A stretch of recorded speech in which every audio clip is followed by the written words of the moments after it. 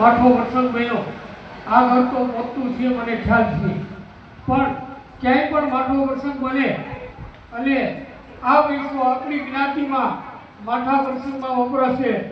કોઈની ઘરે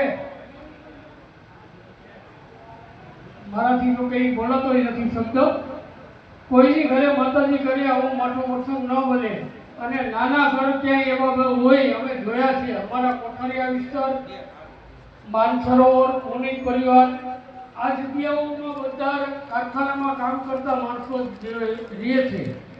એટલે અમને એવો વિચાર આવ્યો કે ભાઈ આ કમિટી કામ કરે જ છે તો વિશેષ શું કામ કરવું।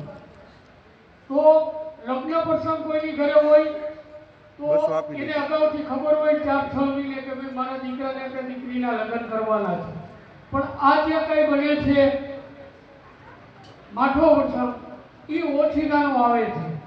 તો એને અમે આ કમિટી કોઠારીયા પરિવાર કમિટીનું નામ આપ્યું છે સેવા સમિતિ, કે જેના કરીને અમે નાયકની સેવા કરી હતી।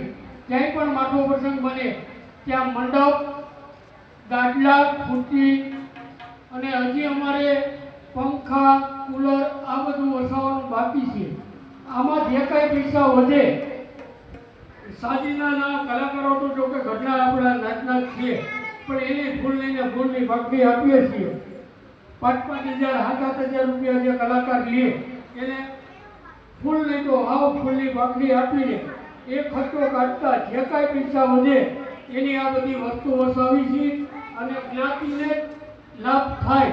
નાના માણસો હોય એને 1,000-12,000 રૂપિયા 12 દિવસના મંડપના, ખુરશીના, ગાડલાના થતા હોય છે, તો એ બધે આ હેતુથી આ ચાલુ કર્યું છે। જય ભારત।